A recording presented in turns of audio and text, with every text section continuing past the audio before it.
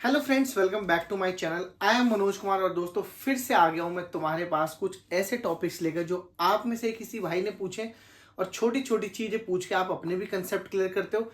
साथ में कुछ ना कुछ कंसेप्ट हर बार मेरे भी क्लियर होते हैं। तो भाई, डोमेन अपनी भले ही ना हो बट कुछ एक एनालिसिस, कुछ एक रिसर्च के बाद मैं आपके लिए लेके आ जाता हूँ छोटे छोटे टॉपिक्स जो हर किसी को नहीं पता होते हैं। बहुत सारे लोगों को पता होते हैं क्योंकि उन्होंने प्राइवेट सेक्टर में अपना काफी लंबा टेन्योर कंप्लीट कर लिया होता है। बट बहुत सारे मेरे भाइयों को बेसिक बेसिक चीजें नहीं पता होती। तो आज पीछे के टॉपिक से रिलेटेड एक और टॉपिक लेके आया हूं, क्योंकि पीछे के टॉपिक को जब मैंने रिलीज किया तो उस पर कुछ सेट ऑफ क्वेश्चंस आए हैं। क्वेश्चंस आपके बेसिक जरूर हो सकते हैं बट बिल्कुल वरीड नहीं होना है। कितना भी बेसिक से बेसिक क्वेश्चन ना हो, आपको जस्ट पूछते रहना है और मैं आपको जवाब देता रहूंगा जितनी भी मेरी कैपेबिलिटीज होगी या जितनी भी मेरी पॉसिबिलिटीज होगी। तो ट्राई करता हूं और देखता हूं कि आज आपके लिए क्या बेहतर लेके आया हूं। सो दोस्तों, लास्ट सिनेरियो में हमने इंक्रीमेंट से रिलेटेड कई सारी बातें की थी। तो आज के टॉपिक में मैं फिर से बताने वाला हूं आपको कुछ और चीजें जो नॉर्मली बहुत सारे लोगों को नहीं पता होती है इंक्रीमेंट से रिलेटेड। तो टॉपिक है कुछ कि किस तरीके से बहुत अच्छी सैलरी हाइक या बहुत अच्छा इंक्रीमेंट हम अचीव कर सकते हैं। तो उसके लिए कुछ चीजें हमें समझनी होगी। देखिए, अगर मैं बात करूं, बहुत सीधी सीधी टर्म में बात करता हूं और ऐसी टर्म में बात करूंगा जो लगभग, चाहे वो किसी भी कंपनी में छोटे लेवल पर हो या बड़े लेवल पर, उसको वो चीज बिल्कुल सेट हो जाएगी। जैसे एक कंपनी के अंदर कंपनी कैसे बनती है? भाई, कंपनी बनती है हम जैसे, आप जैसे बहुत सारे लोगों के ग्रुप में आने से और एक काम करने से। उस काम से कुछ आउटपुट निकलता है। उस आउटपुट या उस सर्विस या उस प्रोडक्ट को सेल आउट करके या उस सपोर्ट को किसी को दे करके कंपनी में कुछ रेवेन्यू जनरेट किया जाता है, कुछ इनकम आती है कंपनी के अंदर। ठीक है?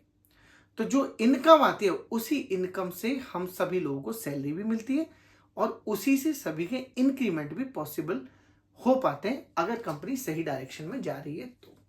ठीक है? अब बहुत सारे लोगों का ये कहना होता है कि भाई, मैं तो लैपटॉप लेके जाता हूं, मैं तो बहुत हायर पोजीशन पे हूं, मैंने तो बहुत सारे इनपुट लगाए, मैं तो बहुत सारी मीटिंग में हूं, मैंने बहुत सारी सेल्स किए, मैं तो बहुत सारे सॉफ्टवेयर बचाए, मैंने बहुत सारी चीजें अपग्रेड करी हैं। ये गार्ड जो है, ये पार्किंग में जो है, ये कैफेटेरिया वाले जो हैं, ये एडमिन वाले, ये लोग करते ही क्या है? तो दोस्तों, यहाँ पे एक चीज बता दूं, जैसा मैंने पहले वाली बात में कहा कि कंपनी बनती है हम जैसे, आप जैसे बहुत सारे लोगों को जोड़ने से। तो कंपनी के अंदर जो एक एनवायरनमेंट बनता है कंपनी के अंदर काम करने का, वो किसी के थोड़े से इफर्ट से और किसी के ज्यादा इफर्ट से ही बनता है। तो चाहे वो गार्ड हो, चाहे वो स्वीपर हो, चाहे वो गेट कीपर हो, चाहे वो कैफेटेरिया वाले लोग हो, चाहे वो पेंट्री वाले लोग हो, चाहे वो क्लीनिंग वाले लोग हो या एडमिन के हो, कोई भी हो, सभी के छोटे छोटे इफर्ट से ही एक कंपनी की पूरा आउटपुट बनता है। ठीक है? तो क्या निकल के आया कि कंपनी के अंदर कुछ हम लोग काम करते हैं तभी हमारी सैलरीज और हमारे इंक्रीमेंट बनते हैं। अब जब इंक्रीमेंट होते हैं तो बहुत सारी चीजें रनिंग अप होती हैं। जैसे परफॉर्मेंस रिव्यूज चल रहे होते हैं, परफॉर्मेंस रिव्यूज चल रहे होते हैं इंक्रीमेंट से पहले, इंक्रीमेंट साइकिल आने से पहले हमेशा परफॉर्मेंस रिव्यू जो है वो रनिंग होते हैं। एक सेट ऑफ डिस्कशन आपका एचआर के साथ चल रहा होता है और एक सेट ऑफ डिस्कशन आपका आपके मैनेजर के साथ चल रहा होता है। और कंपनी क्या है? कंपनी कभी भी ये नहीं कहती। देखिए, कंपनी का थोड़ा सिनेरियो समझाता हूँ। एक कंपनी होती है, ये आप हो एक एम्प्लॉय, एक एम्प्लॉय का एक मैनेजर होता है, माइट भी उस मैनेजर का भी कोई मैनेजर हो सकता है और उस मैनेजर का भी फर्दर कोई मैनेजर हो सकता है। ठीक? इंक्रीमेंट डिसाइड कौन करता है? अब पहले थोड़े से क्वेश्चंस भी समझते हैं तब अपने डिस्कशन में आगे बढ़ेंगे। क्या कहते हैं? हाउ डिसाइड इंक्रीमेंट, मतलब हु डिसाइड इंक्रीमेंट स्लैब और इंक्रीमेंट परसेंटेज कौन डिसाइड करता है? चाहे कोई ज्यादा काम कर रहा है, कम काम कर रहा है, ये तो सिनेरियो ही अलग है। परफॉर्मेंस रिव्यू हो रहा है, वो भी सिनेरियो एकदम अलग है। लेकिन ये इंक्रीमेंट जो हो रहा है, इसके स्लैब, इसके परसेंटेज डिसाइड कौन कर रहा है? तो भाई, आपको बता दूं, ये परसेंटेज और ये स्लैब जो है ये बहुत पहले से डिसाइड हो जाते हैं। इनका आपके परफॉर्मेंस से, आपके हार्ड वर्क से, आपके अचीवमेंट से कोई लेना देना नहीं है। जो लोग कहते हैं ना, मैंने इतना काम किया फिर भी मुझे मिला, भाई मैं बता दूं, ये वो चीजें हैं जो आप तक कभी नहीं पहुंचती। जब आप एक्चुअली उस दलदल में होते हो, जब आप उस अपर पोजीशन या अपर स्लैब में होते हो, तभी आप इसके बारे में अवेयर हो पाते हो। अदरवाइज आपको वो चीजें पता ही नहीं लगती कभी। अगर आप किसी जूनियर पोजीशन पर, तो आपको क्या पता लगेगा max to max? Max to max आपको ये पता लगेगा कि भाई मैंने अच्छा काम किया, मैंने हार्डवर्क किया, या मैंने काम चोरी की। अच्छा काम या बुरा काम, इससे ज्यादा क्या होगा, मेरे मैनेजर के सामने मेरी इमेज अच्छी या बुरी, मैक्स टू मैक्स। और तीसरा सिनेरियो बनता है फिक्स्ड है, कंपनी में फिक्स्ड इंक्रीमेंट होगा भाई, कुछ भी करते रहो, ठीक है। तो ये सारी चीजें हैं जिससे इंक्रीमेंट का कोई लेना देना नहीं है, आप कितने हार्ड वर्क हो, कितना कुछ किया, नहीं। इंक्रीमेंट के स्लैब पहले ही डिसाइड हो जाते हैं, और उस स्लैब में कई सारी चीजें और भी होती हैं। कंपनी कभी ये नहीं बोलती कि सबको कम कम दो, सबका परसेंटेज फिक्स कर दो, कंपनी कभी नहीं करती।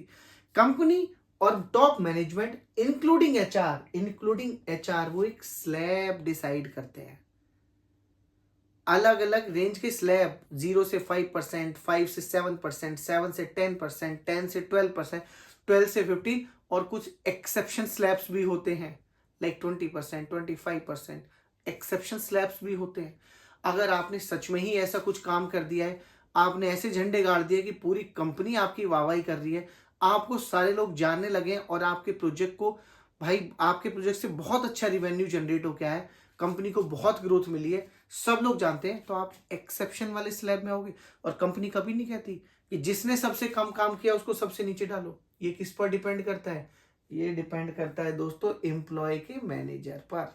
अब लोग ये भी कह जाते हैं, अबे मेरे मैनेजर ने तो यार कुछ नहीं किया, भाई मेरे मैनेजर ने तो मेरा भाई काट दिया, भाई मेरे मैनेजर ने मेरा बेवकूफ बना दिया।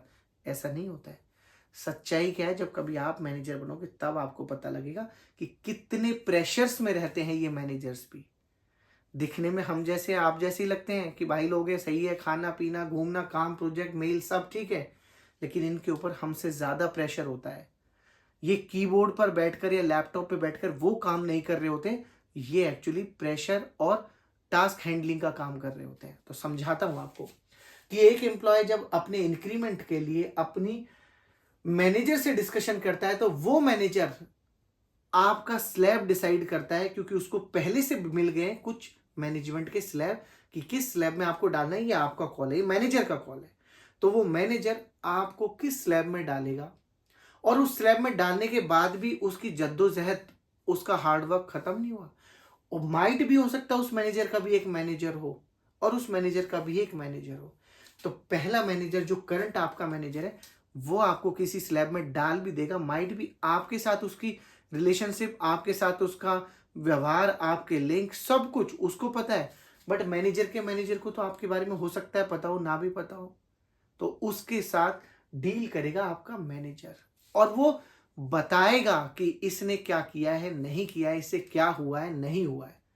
और अगर आप किसी ऐसे स्लैब में हो जिसमें आपको नहीं होना चाहिए और आपके मैनेजर ने उसमें डाल दिया है, तो मैनेजर के ऊपर बहुत ज्यादा प्रेशर होता है, बहुत ज्यादा वाला प्रेशर। ठीक है, ये वो चीजें हैं दोस्तों जो नॉर्मली आपको नहीं पता लगेंगी, कभी नहीं पता लगेगी। थोड़ा सा बोर्ड पे फोकस करते हैं। तो कंपनी समझ गए, कंपनी के अंदर सभी को जोड़ के कंपनी बनती है, वो समझ गए। एक एम्प्लॉय का मैनेजर हो सकता है, मैनेजर आपका परफॉर्मेंस रिव्यू करेगा। उस मैनेजर का भी एक मैनेजर हो सकता है जो ये पूछेगा, इतने वाले स्लैब में क्यों डाल रहे हो, क्या कर दिया है, पहले नीचे वाले स्लैब में डाल के देखो।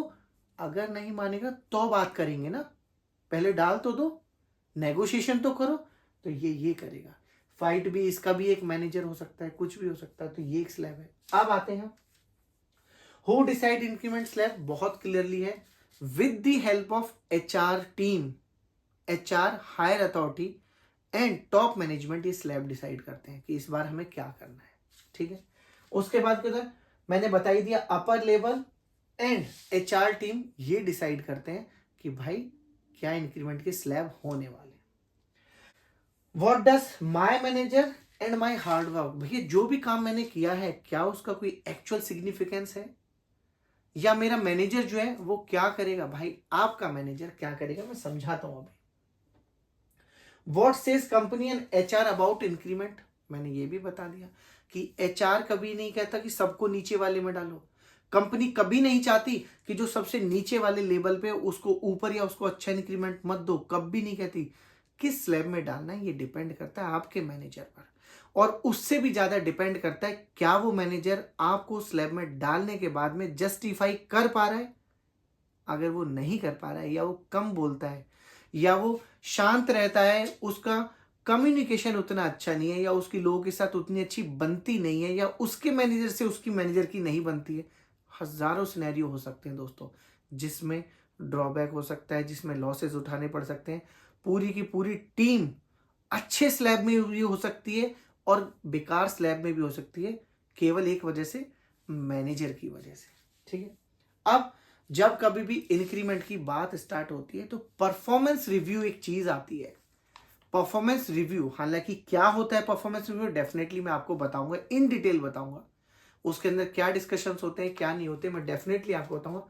एचआर कनेक्ट होता है, उसमें क्या होता है, मैनेजर का रिव्यू होता है, उसके अंदर क्या होता है, परफॉर्मेंस रिव्यू होता है, उसके अंदर क्या होता है, सबके अंदर क्या होता है मैं बताऊंगा। क्योंकि जिन मेरे भाई लोगों को नहीं पता, डेफिनेटली उनको एक इंफॉर्मेशन की चीज मिलेगी, तो नो डाउट हम वो डिस्कस जरूर करेंगे।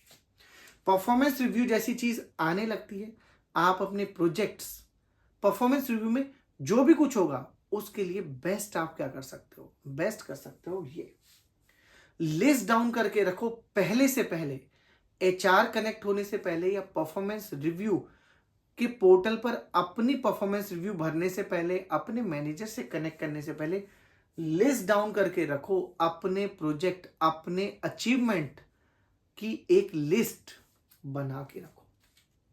एक पॉइंट। दूसरा पॉइंट, जितनी भी पिछले साल, क्योंकि इंक्रीमेंट ऐसा नहीं आगे की साल का हो रहा है, इंक्रीमेंट हो रहा है पिछले साल के काम के लिए, तो पीछे के साल में आपने जो भी अच्छे काम किए हैं, जिस पर आपको यूजर की तरफ से, मैनेजमेंट की तरफ से, या किसी दूसरी टीम की तरफ से एप्रिशिएशन मेल आया है, वो मेल को आप रिकॉर्ड करके रखो मैनेजर को बताने के लिए कि मैंने ये प्रोजेक्ट किया था और ये प्रोजेक्ट इस तरीके से गया, और ये उसका एप्रिशिएशन मेल है। दो चीज हो गई। तीसरी चीज, कई बार होता है आप कोई काम कर देते हो और वो मैनेजमेंट को इतना अच्छे से इंपैक्ट करता है, उसका जो इंपैक्ट है वो बहुत लॉन्ग लास्टिंग रहता है, और उसका कोई मेल ट्रेल भी नहीं होता है, तो क्या करोगे? तो कुछ नहीं करना है, एक एक्सेल हमेशा बना के रखो, एक स्टिकी नोट का अपना ड्राफ्ट बना के रखो। कोई भी प्रोजेक्ट, कोई भी एप्रिशिएशन, कुछ भी करते हो, उसके शॉर्ट कीवर्ड रख के रखो अपने पास, सो दैट जब आपका मैनेजर कनेक्ट हो, जब आपका एचआर कनेक्ट हो, जब आपका परफॉर्मेंस रिव्यू का टाइम आए, तो आपको रिकॉल हो जाए कि आपने क्या काम किया था और इस पर किसने कैसा क्या एप्रिशिएशन दिया था। और कभी भी अपने पास आने वाले एप्रिशिएशन को अपने पास मत रखो, अपने मैनेजर को उससे जरूर से जरूर अवगत कराओ, उसको जरूर बताओ, चाहे वो लंच की वॉक पे बताओ, चाहे उससे किसी भी डिस्कशन पे बताओ, फोन पे बताओ, या उस मेल में उसको सीसी रखो, या मेल उसको फॉरवर्ड कर दो, कैसे भी बताओ, जो भी आपका आपके मैनेजर के साथ कनेक्ट है, किसी भी वे ऑफ कम्युनिकेशन से बताओ, बट बताओ जरूर, वही इंपैक्ट करेगा। पैरेलली अच्छा इंक्रीमेंट लेने के लिए अपनी स्ट्रेंथ को, अपने स्किल्स को हमेशा अपग्रेड करते रहो, हमेशा स्ट्रांग बनाओ। बिकॉज अगर आप एक ही लाइन पर चलते रहोगे, आप अपने आप को अपग्रेड नहीं करोगे, तो आप मार्केट के हिसाब से पीछे रह जाओगे और दूसरे लोग आगे निकल जाएंगे। साथ में बाहर अपग्रेडेड लोग घूम रहे होंगे और आप जो है अपनी कंपनी में बैठकर एक अच्छी सैलरी ले रहे होगे, लेकिन आप अपग्रेडेड नहीं हो, तो आपको बाहर निकालने का चांस बन जाता है, आपको कम इंक्रीमेंट देने का चांस बन जाता है। तो अपने आप और अपने स्किल्स को हमेशा अपग्रेड करते रहो। एक अप्रोच हमेशा रखनी है अपनी लाइफ में। किस तरीके की अप्रोच? एक अप्रोच हमेशा रखनी है कि आपको अपने एक्शंस से बोलना है, और वो एक्शंस का रिवर्ट होना चाहिए आपके टास्क से, ना कि आपकी बोलचाल से। आपको अपने मुंह से नहीं बोलनी है अपनी चीजें, अपने एक्शंस, आपके एक्शंस को बोलना है।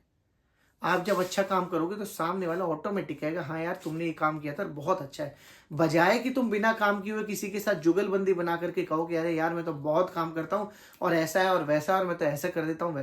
ना, आपके एक्शंस, आपके टास्क, आपके काम, आपके अचीवमेंट्स बोलने चाहिए, बजाय कि आप वर्बली किसी से बोलो। तो ये कुछ सेट ऑफ डिस्कशन था दोस्तों, जो मुझे लगा कि मेरा जो एक्सपीरियंस है उसमें से कुछ निचोड़ है, तो वो मैंने आप तक पहुंचाने की कोशिश करी है। सुनने में जरूर आपको लगा होगा कि ये तो एक कहानी जैसा है, बट सीरियसली कुछ पॉइंट्स ऐसे हैं जिन पे आपको गौर तलब करना चाहिए, आपको उनको सीखना चाहिए, आपको उनको फोकसली समझना चाहिए। बोल देते ना कि भाई मेरा मैनेजर जो है वो तो बेवकूफ़ है, यार उसकी चलती ही नहीं है, यार ये तो बोलता ही नहीं है ना, ऐसा नहीं। वो वहां तक आया है तो जरूर उसमें कोई बात होगी, और आपके ऊपर बैठा है तो डेफिनेटली उसमें कुछ बात है। आप उसको क्या समझ रहे हो वो आपका कॉल है। तो मैनेजर के ऊपर अलग तरीके के प्रेशर रहते हैं मेरे भाई। हमको दिखता कुछ और है बट एक्चुअली होता कुछ और है। जब आप कभी मैनेजर बनोगे तो डेफिनेटली आपको भी ये बातें समझ में आएंगी। ठीक है, मैंने ये भी बता दिया, परफॉर्मेंस रिव्यू मैनेजर करता है, मैनेजर आपको स्लैब में डालता है, मैनेजर जिस स्लैब में डालता है उसको अपने मैनेजर को जस्टिफाई करना होता है। और फिर सब कुछ होने के बाद भी भाई टॉप मैनेजमेंट और एचआर के हाथ में ऐसी स्टिक्स होती हैं, ऐसे पेन होते हैं कि वो उसको ओवरराइड कर सकते हैं। मैनेजर ने आपको अच्छी स्लैब में डाला है, टॉप मैनेजमेंट काट के नीचे भी डाल सकता है, हम कुछ नहीं कर सकते। एक्सेप्शंस कुछ होते हैं, उसमें अगर ऐसा कुछ होता है तो नो डाउट उसमें चीजें रिवाइज होती हैं, बट बड़ी मुश्किल से। तो कुछ सेट ऑफ डिस्कशंस थे जो मुझे लगे आप तक जाने चाहिए, होपफुली आपको समझ में भी आएंगे। मैं इस तरीके की छोटी छोटी रिसर्च और छोटी छोटी चीजें फिर से लेकर आता रहूंगा और आपको इसी तरीके से समझाता रहूंगा। होपफुली आपके काम की बात रही होगी, ऐसा हुआ हो तो वीडियो को लाइक करें, शेयर करें, उन दोस्तों तक इस वीडियो की रीच जरूर पहुंचाएं जो समझना चाहते हैं, लेमन टर्म में चीजों को सीखना चाहते हैं, आगे बढ़ना चाहते हैं। फिर से मुलाकात होगी, तब तक के लिए दीजिए मुझे इजाजत। Thank you so much, keep watching, keep supporting, take care, bye bye.